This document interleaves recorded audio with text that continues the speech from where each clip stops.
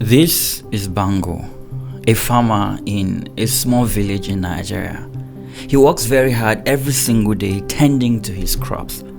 But despite all his sweat and effort, he has little to show for it and barely has enough to feed even his family. He constantly struggles to make ends meet, and lately things have become tougher for him. Desperate to turn things around, Bango decides to ask for help. He approaches Alhaji Tura, the wealthiest man in his community, and pleads for a loan. He needs money to buy seeds and some tools to increase his yield in the farm. With a better harvest, maybe he could finally improve his family's life. Alhaji Tura agrees to lend Bango the money, but it didn't come without certain conditions. He demands high interest rates and even insists that Bango plants certain types of crops for the loan to be given to him. Driven by desperation and the need to survive, Bango agrees to these conditions. At first, Bango feels hopeful. The new seeds began to sprout in his fields and he starts to see a good yield. But soon enough, he realizes he's hardly making enough to pay back Tura's loan, let alone take care of his family. Year after year, the debt keeps growing, and Bango is gradually losing control over his land. He's kind of like in a dilemma now, as he is no longer farming to just feed his family, but to pay back the loan that has put him in distress. Now, Alhaji Tura isn't just a lender. He has become Bango's master, dictating everything from the crops he plants to how he works his land. Bango starts to wonder if he made the right decision by taking on this loan, because instead of a way out of poverty, it has become a trap, keeping him in chains of debt. Now, Bango's story is more than just the struggle of one farmer. It is a mirror of what many African countries are experiencing with loans from this body, the International Monetary Fund. The IMF was created with the intention of providing loans to countries in financial needs, but the conditions attached to some of these loans seem to be causing more harm than good. This is the story of one of the world's biggest financial scams, where one of the most respected financial institutions in the world keeps paying African countries to stay poor. Now let's pause here for a second. As a video creator, there comes a time when you need that something extra to take your video game to the next level. What if you can get a tool that helps you tell stories, make beautiful explainer videos, product ads, you name it, enabling you to communicate your ideas in the form of stunning videos, the kind you've always wanted to create, the kind you'd be excited to share with your peers in the most seamless, intuitive way possible, irrespective of your skill level. Let me introduce you to InVideo AI V3, the ultimate game changer in video creation. Unlike traditional video tools with steep learning curves that only solve parts of your video creation process, InVideo is the creative partner that you have always wanted, that allows you to focus entirely on your vision and idea. Check this out. Create a minute-long Japanese water painting style video about Po's childhood story from the movie Kung Fu Panda 2. I'm Po, the Dragon Warrior, but I wasn't always, awesome. And if you want to edit, just type your changes. You can even tell it to add your own voice. InVideo AI V3 delivers on the promise of generative AI.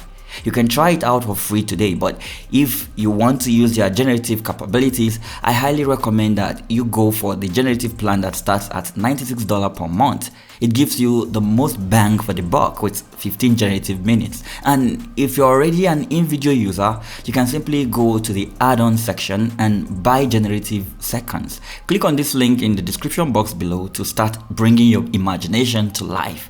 Thank you InVideo for sponsoring this video. Now let's jump right back into our story. It's the year 1944, right at the crux of the Second World War. Representatives of 45 governments gathered at the Bretton Woods Conference in Mount Washington Hotel in Bretton Woods, New Hampshire, in the United States of America, to figure out a way to rebuild Europe after the war and to come up with a framework for a post-war international economic cooperation. The idea was to set up a global economic institution. In the views of this guy, Harry Dexter White, this institution would function like a bank, making sure that borrowing states could repay their debts on time. British economist John Maynard Keynes, on the other hand, imagined that the new institution would be a cooperative fund upon which member states could draw to maintain economic activity and employment in times of crisis. About a year later, on December 27, 1945, the International Monetary Fund (IMF) formally came into existence, with the first 29 countries ratifying its Article of Agreement. 2 years later, on March 1, 1947, the IMF began its financial operations, with France becoming the first country to borrow from this institution. Since then, the IMF has become the global lender of last resort, offering financial help to countries that find themselves in bad economic situations. It is like a giant bank funded by 190 member states, where countries in need of financial help go to ask for loans to help stabilize their economies. Back in the 1940s, when the IMF was just getting started, no one expected Africa to be an important part of the fund's membership. Out of the 40 original members, only 3 African countries, that is Egypt, Ethiopia, and South Africa, were involved, and they were scarcely represented. In the decades that followed, things quickly changed as newly independent African nations emerged and wanted to be part of this financial institution. By 1990, when Namibia joined, every African country, a total of 52, was officially part of the IMF.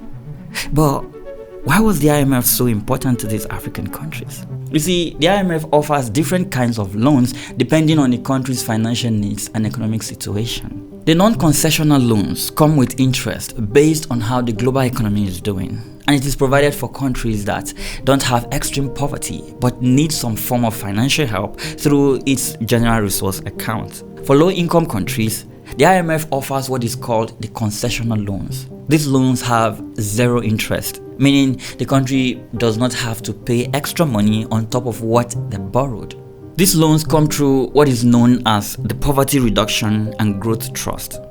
However, as you would expect, these loans come with strings attached. When a country takes a loan from the IMF, it doesn't get a blank check.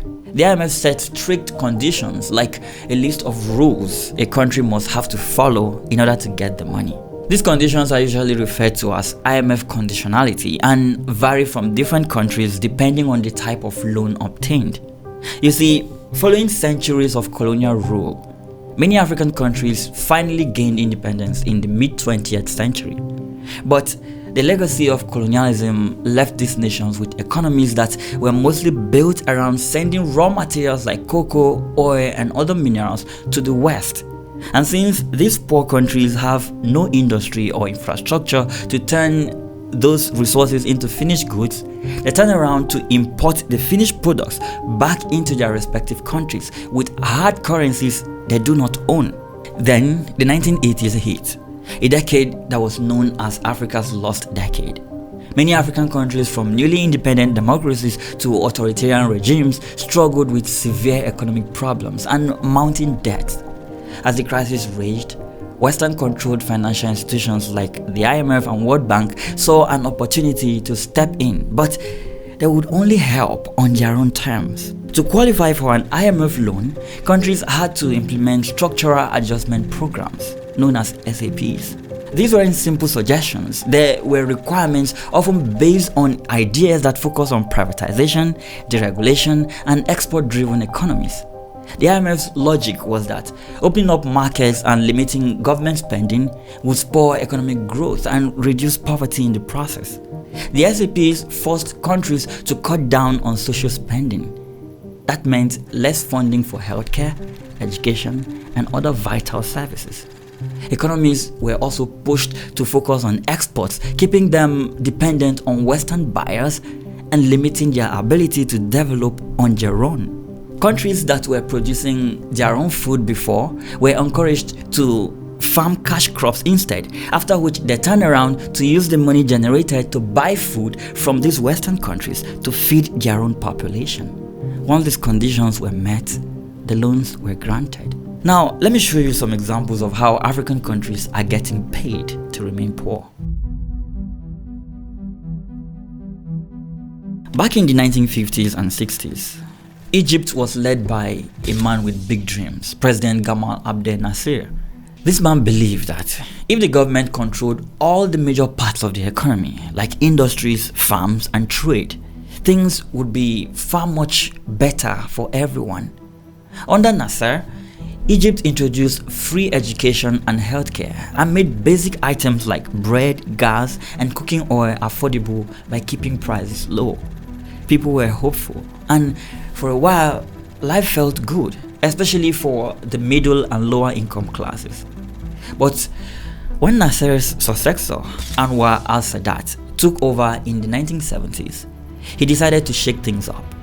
Sadat wanted to open Egypt up to the world, inviting foreign money and investments. He called it Infita, or the open door policy.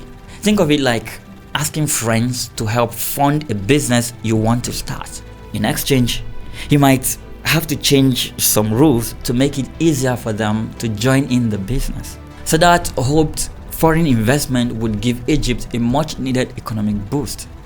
But to make this happen, Sadat had to make some cuts in government spending. This included reducing subsidies on essentials like bread, which had long been kept affordable for the people. When bread prices went up in 1977, Egyptians, especially the poor, were outraged. Protests and riots broke out, known as the Bread Uprising, and Sadat had to quickly bring back the subsidies to calm the people down. 4 years later, in 1981, when Hosni Mubarak came into power, he was wary of making the same mistake as Sadat. He tried to find the middle ground, that is, allowing some private businesses while keeping government subsidies and services for the public. But in the 1980s, oil prices fell, hurting Egypt's economy. This was when Mubarak turned to the IMF for help. The IMF agreed to lend money to Egypt, but the country had to accept some conditions, such as reducing public spending. This was tough on Egyptians, especially those who were already struggling. Fast forward to the 2000s, and Egypt had been slowly selling off state-owned companies and leaning toward a more privatized economy.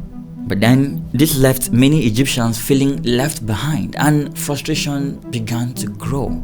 This feeling of inequality, added to corruption and human rights violation, played a huge role in the protests that ultimately led to the removal of Mubarak from power in 2011 during the Arab Spring. But even after Mubarak was gone, Egypt's reliance on loans did not stop. In 2016, Egypt was facing new problems: low foreign currency reserves, high unemployment, and inflation. The government once again turned to the IMF, securing a $12 billion loan. In return, Egypt had to agree to more austerity measures like cutting government spending and devaluing the Egyptian pound. The IMF saw this as a successful move, but for many of the Egyptians, these changes made life harder and poverty increased as a result. Unfortunately, just as Egypt's loan period was ending in 2019, things took another bad turn. By 2020, with the economic impact of COVID-19 and other global issues, Egypt needed help yet again. The IMF again came to the rescue, provided more funds, but Egypt's debt was climbing fast. Now, in just a few years, the country's external debt had nearly doubled. A big problem with these loans is that while they gave Egypt temporary financial relief, they also meant that the country had to make a lot of painful changes to meet the IMF's conditions. The loans Egypt takes from the IMF also have strict repayment rules, and unlike loans from individual countries, this cannot be easily renegotiated. So Egypt kept falling into a pattern of borrowing more to cover past debts. On the 27th of October 2022, the IMF and Egypt reached an agreement on a fourth loan package via the Extended Fund Facility (EFF). Egypt's external debt almost doubled from $79 billion in 2017 to $156 billion in 2022. Now, Egypt is officially the country with the highest debt owed to the IMF in Africa. with more loans piling up from different international sources. But Egypt is not alone in this mess. Like Egypt, Angola also became trapped in a cycle of debt from the IMF.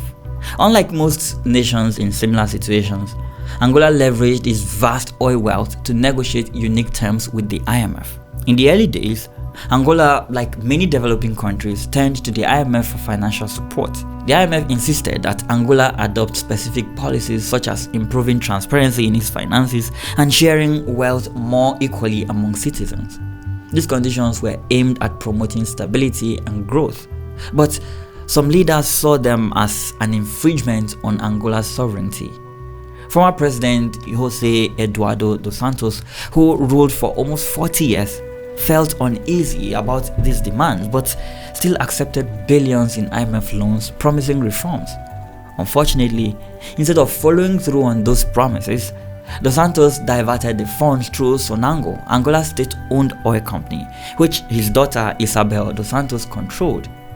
Corruption and embezzlement became rampant and the IMF's conditions fell by the wayside. With oil prices increasing in the early 2000s, Angola could afford to ignore the IMF and rely on its own wealth. By 2007, oil was bringing in record revenues, allowing the country's GDP to grow by over 20% in just 1 year. However, the oil market crashed in 2014, hitting Angola very hard. The price of oil dropped from around $80 per barrel to just around $40 per barrel. Since oil accounted for half of Angola's GDP and 80% of its tax revenue, this was a serious issue. Now desperate for funds, Dos Santos returned to the IMF to bail him out in 2016, knowing he would have to comply with their strict terms again. As at November 7, 2024, Angola's debt to the IMF stood at an alarming $2.99 billion. If we move to East Africa, there is Kenya. Kenya's experience in the 90s with loans from the IMF showed just how risky these agreements could be. Take 2011 for example, when the IMF pushed Kenya's government under President Mwai Kibaki to introduce a value-added tax on fuel. While the IMF argued this would raise much-needed revenue, Kenyans, especially economists, warned it would only hurt the economy and make life harder for everyone.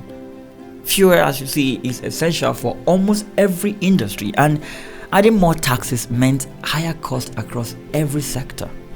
This made basic goods and services more expensive, leading to inflation that hit the average Kenyan very hard.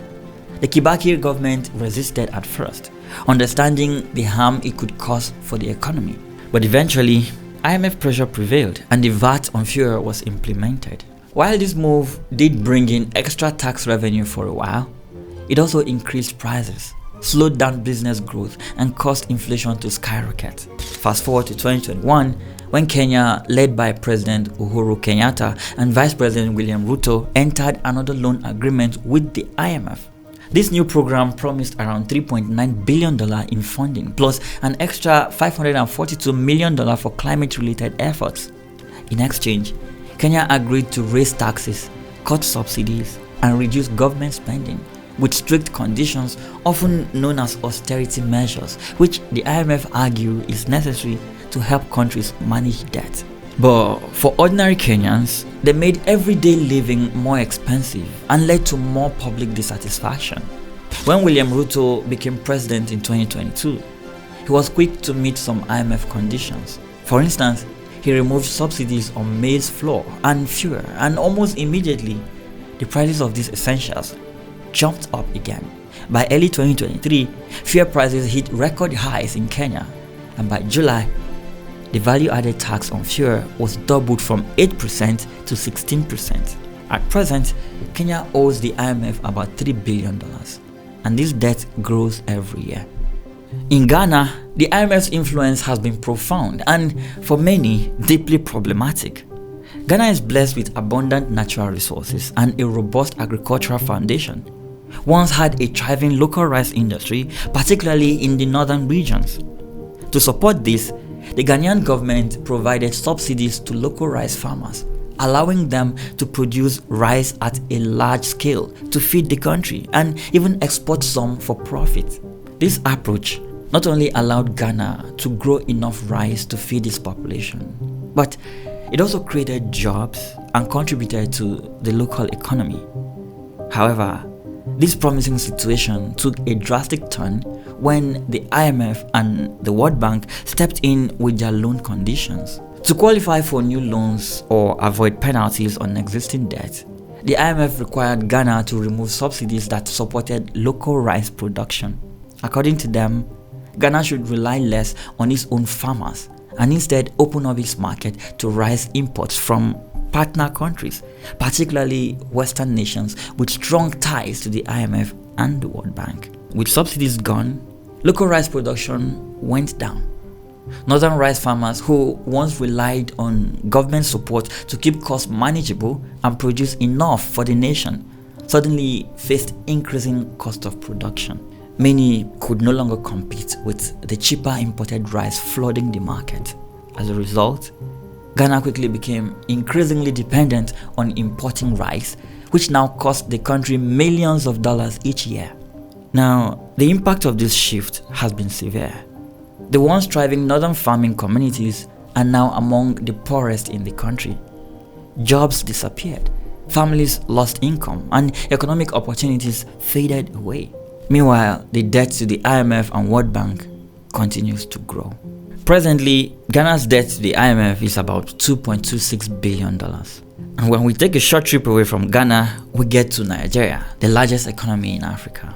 Nigeria is today almost at the bottom of the World Poverty Index, despite its massive natural resources. The country's relationship with the IMF began back in the 1980s, when Nigeria faced a big economic crisis. Although Nigeria joined the IMF in 1961, it wasn't until 1983 that the country actually sought out a loan. You see, in the 1970s, Nigeria experienced an oil boom which brought in a lot of revenue.